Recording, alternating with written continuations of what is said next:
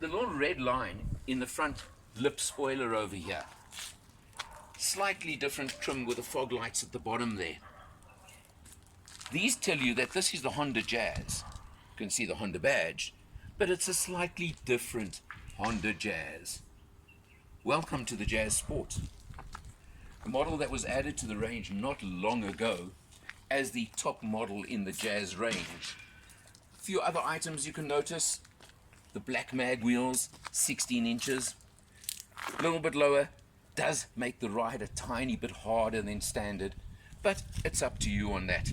But then you come along, it's a standard Jazz 4-door body shell, so you've got that very standard look to it. But then you come at the back over here, and you'll see it's got this pretty mean looking spoiler over the top of the tailgate. So it's quite interesting there too. You open the boot, a fair sized boot, about 240 litres of boot space over here in standard format. And of course you can open up below and under here. You've got to lift and open and do funny things. You do have your spare wheel over there. So that's all standard format, I think, for today's market. Obviously you can drop seats 2/3, 1/3. We will look over there in a minute because there is something a little bit different on the Jazz regarding the seats. Again, at the rear, you've got a little bit of a diffuser effect, and you've got the red striping around there again. The Jazz is an interesting car. Sold in very good numbers a few years ago. The numbers seem to have dropped off a little bit. And I wonder if I don't blame Jeremy Clarkson and the original TopGear for the numbers dropping, because they made the Jazz appear to be a car for old ladies only. I don't think it is, especially not in sport format. But it's up to you. Let's check it out inside. As I mentioned, there is something a little bit different on the Jazz regarding the seats. There's lots of legroom in the back. The driver's seat is set for me, so certainly no complaints. You can fold the rear seats as per normal. Notice the base did slide forward, and you make lots of space in the boot. But then there's an extra little feature that Honda have that they term the magic seats. You simply lift here, you do that, you click there, and now look at the load space. And look how much deeper it is, which gives you much more height than most hatchbacks when you've dropped seats in the rear area. A very good friend of mine used to do it with both these seats and found his bicycle used to fit in here very easily without taking wheels off even or anything of that sort. So that's an important feature, and it's something unique to the Honda Jazz. Different. Starting off as always, check out the fuel economy. Now this has been very much urban driving on this test with only a little bit of open road. So 6.7 litres per 100 I think is very acceptable for any nice comfortable car doing what we've been doing. You can see you've got your standard instrumentation, you've got a nice multi-function steering wheel, does include cruise control over here, and of course you've got your radio and your sound system, and you've got your phone over there on the buttons over there. A little bit old-fashioned but not serious.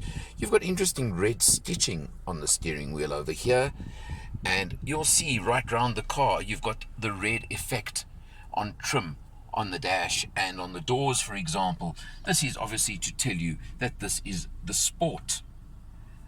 But the Sport is a bit of an anomaly, but let's leave that for a moment or two and come across to the center screen over here, and you'll see you've got, for example, your info, but you go home, you've got very much your standard touchscreen facility. I'm not going to say too much about it. Down to your climate control aircon, you've got push button start and keyless entry and keyless go. You've got your USB and power outlets down below, and over here you've got, of course, your CVT automatic gearbox. You do have flappy paddles on the steering wheel as well if you really want to use them, but again, this is not really the kind of car that I would say you use these things. Doesn't matter, not serious. The Sport version ups the ante from 88 kilowatts to 97 kilowatts and 155 newton meters of torque against the standard 1.5 Jazz. So that's what they've done to create the Sport. On the outside, you've seen the extra bits of trim and things like that to make the sport version as well. But I've got to keep thinking to myself, personally, I don't see the logic in the sport version. The Jazz has got such a good reputation. It's been around for a long time. All these sort of things. It's a good car. There's no doubt about it. But the sport, the slightly harder ride because of the bigger wheels, a few features like that, a few items like that. Yes, you get your aluminium look pedals. You get a few things like that as well. They're nice to have. But do you really, really need them? The Sport is currently priced at 359,600 Rand. It includes a 4-year, 60,000 kilometer service plan as well in the price. There are lots and lots of competitors on the market that you can look at this kind of money.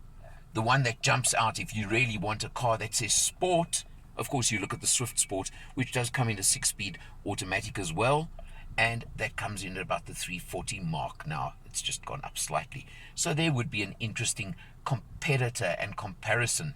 Definitely slightly better handling on the Suzuki Swift Sport. But the Jazz, of course, has got the reputation for reliability. It's got the reputation for being a really good car, and it is a good solid car. It's nice and comfortable. It's got lots of features. It's got all these things. But again, as I said, I think I would save about 30,000 Rand and go with the standard Jazz 1.5 CVT automatic and not take the sport version. But that's me. It's up to you. You can look at it for yourself. You could even go for a 1.2 automatic or CVT version at just on 300,000 Rand now and get that renowned Honda reliability that I'm sure you would be looking for. Overall, nice little car, nice and economical around town, got lots going for it, and it's certainly one that you need to take a look at when you're buying in this market category. For Motor Matters, I'm Eleanor, and I'll see you next time.